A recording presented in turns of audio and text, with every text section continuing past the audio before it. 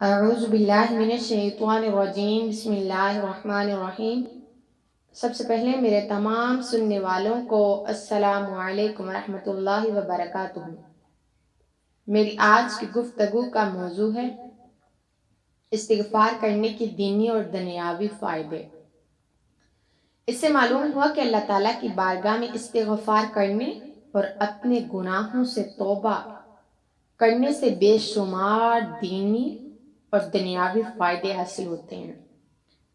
استغفار کرنے کے بارے میں ایک مقام پر اللہ تعالیٰ نے ارشاد فرمایا وَمَا كَانَ اللَّهُ مُعَذِّبَهُمْ وَهُمْ يَسْتَغْفِرُونَ، اور اللہ انہیں عذاب دینے والا نہیں جبکہ وہ بخشش مانگ رہے ہیں۔ ایک مرتبہ حضرت ہود علیہ السلام نے اپنی قوم سے فرمایا وَيَا قَوْمِ اسْتَغْفِرُوا رَبَّكُمْ ثُمَّ تُوبُوا إِلَيْهِ يُرْسِلُ السَّمَاءَ عَلَيْكُمْ مِدْرَارًا وَيُمْدِدْكُمْ قُوَّةً إِلَىٰ قُوَّتِكُمْ، اور اے میری قوم، تم اپنے رب سے معافی مانگو، پھر اس کی بارگاہ میں توبہ کرو تو وہ تم پر موسلادھار بارش بھیجے گا اور تمہاری قوت کے ساتھ مزید قوت زیادہ کرے گا۔ اور حضرت عبداللہ بن عباس سے روایت ہے، رسول نے ارشاد فرمایا جس نے استغفار کو اپنے لیے ضروری قرار دیا تو اللہ تعالیٰ اسے ہر غم تکلیف سے نجات دے گا اور اسے ایسی جگہ سے رزق عطا فرمائے گا جہاں سے اسے وہم اور گمان بھی نہ ہو۔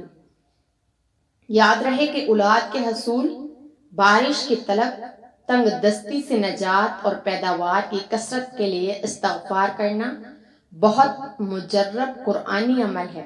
اس سلسلے میں یہاں دو حکایات بیان کی گئی ہیں۔ چنانچہ حضرت امام حسن رضی اللہ تعالیٰ عنہ ایک مرتبہ حضرت امیر معاویہ کے پاس تشریف لے گئے تو آپ رضی اللہ تعالیٰ عنہ سے امیر معاویہ کے ایک غلام نے کہا کہ میں مالدار ہوں مگر میرے ہاں کوئی اولاد نہیں ہے، مجھے کوئی ایسی چیز بتائیں جس سے اللہ مجھے اولاد دے دے۔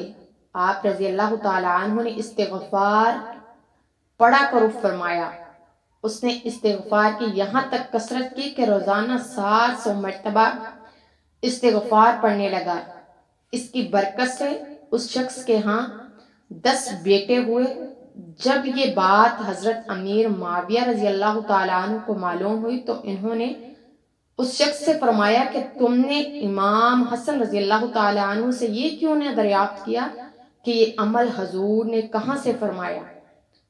دوسری مرتبہ جب اس شخص کو حضرت امام حسن رضی اللہ تعالیٰ عنہ سے ملاقات کا شرف نصیب ہوا تو اس نے دریافت کیا۔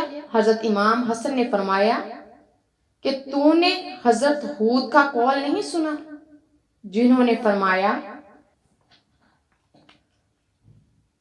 وَيَزِدْكُمْ قُوَّةً إِلَىٰ قُوَّتِكُمْ، اور حضرت نوح علیہ السلام کا یہ ارشاد نہیں سنا يُمْدِدْكُمْ بِأَمْوَالِكُمْ وَبَنِينَ۔ اسی طرح حضرت حسن بصری رضی اللہ تعالیٰ عنہ کے پاس ایک شخص آیا اور اس نے بارش کی قلت کی شکایت کی۔ آپ رضی اللہ تعالیٰ عنہ نے اسے استغفار کرنے کا حکم دیا۔ دوسرا شخص آیا تو اس نے تنگ دستی کی شکایت کی تو اسے بھی یہی حکم فرمایا۔ پھر تیسرا شخص آیا تو اس نے نسل کم ہونے کی شکایت کی تو اس سے بھی یہی فرمایا۔ پھر چوتھا شخص آیا اور اس نے اپنی زمین کی کم پیداوار ہونے کی شکایت کی تو اس سے بھی یہی فرمایا۔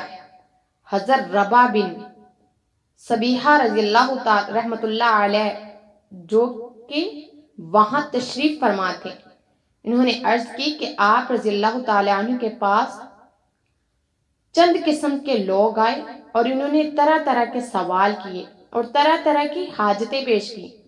آپ نے سب کو ایک ہی جواب دیا کہ استغفار کرو۔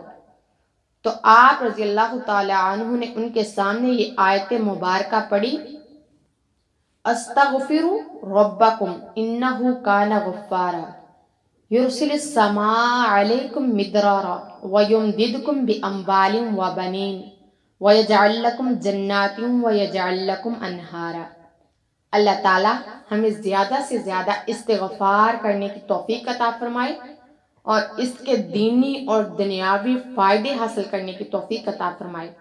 وآخر دعوانا ان الحمد للہ رب العالمین۔